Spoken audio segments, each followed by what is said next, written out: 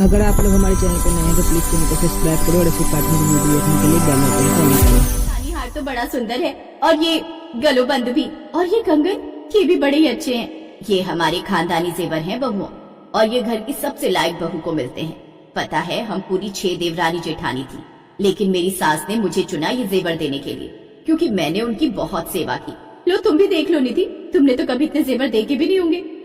निधि खामोश हो जाती है। फिर लता देवी उनसे कहती है, अच्छा बहुत देख लिए जेवर, अब जल्दी से जाकर मेरे लिए चाय और पकौड़े ले आओ, आज बड़ा मन कर रहा है पकौड़े खाने का।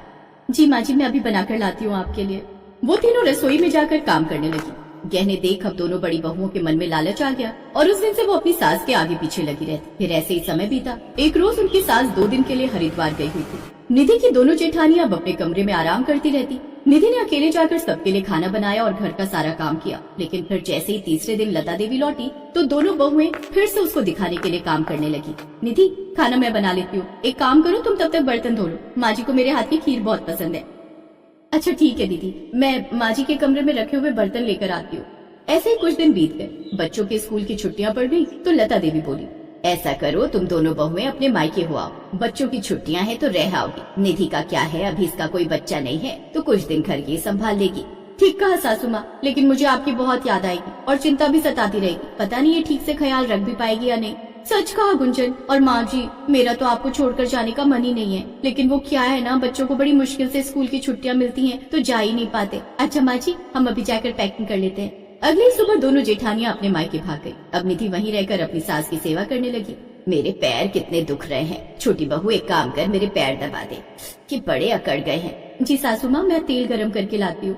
वाह बहू, तू तो बड़ी ही अच्छी सेवा करती है, लगता है खानदानी गहनों पर तू ही कब्जा करना चाहती है।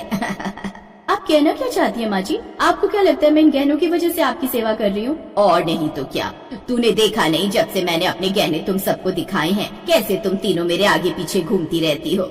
माँ जी, फिर तो आप मुझे अभी समझी ही नहीं। मैं तो आपकी सेवा इसलिए करती थी क्योंकि मेरे माँ बाप ने मुझे यही संस्कार दिए कि सास को माँ मानकर उनकी अच्छे से सेवा करना। और रही बात आपके इन गहनों की, तो आप ये गहने दोनों जेठानियों को ही दे दीजिएगा, मुझे इनकी कोई जरूरत नहीं है। मैं भले ही गरीब हूँ लेकिन लालची नहीं। मुझे लगा आपको मेरी जरूरत है, लेकिन मैं गलत थी। अब से मैं आपका कोई भी काम नहीं करूँगी। गुस्से में निधि वहाँ से चली गई।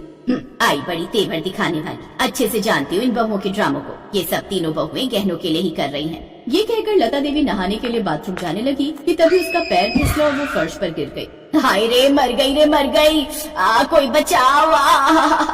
अपनी सास की आवाज सुनकर निधि झट से बाहर आती है और उन्हें अस्पताल ले गई। लता के तीनों बेटे दूसरे शहर में नौकरी करते थे, तो वहीं उसकी दोनों बड़ी बहुएं भी मायके गई हुई थी। इसलिए अब घर की जिम्मेदारी और अपनी सास की जिम्मेदारी सब अकेले निधि को ही संभालनी पड़ रही थी। ये सब देख लता ने सोचा, बेचारी छोटी बहू पर अकेले काम का कितना बोझ पड़ गया है। ऐसा करती हूँ, दोनों बहुओं को वापस बुला लेती हूँ, वैसे भी काफी दिन तो हो गए उन्हें गए हुए।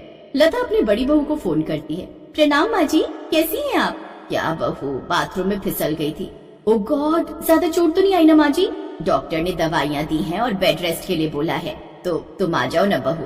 माँ जी, मैं आ तो जाती, लेकिन वो क्या है ना, मेरे मम्मी पापा अभी तीर्थ स्थान के लिए गए हुए हैं और अभी घर मुझे ही संभालना है। जब वो लौटेंगे मैं तभी लौट पाऊंगी। अच्छा ठीक है माँ जी, वो रसोई में सब्जी चढ़ाई है, बाय बाय। इसके बाद लता गुंजन को फोन करती है। प्रणाम माँ जी, कैसी हैं आप? बहू, वो मैं बाथरूम में गिर गई हूँ, डॉक्टर ने दवाई और बेड रेस्ट के लिए बोला है। हे राम, आप अपना ध्यान रखना माँ जी।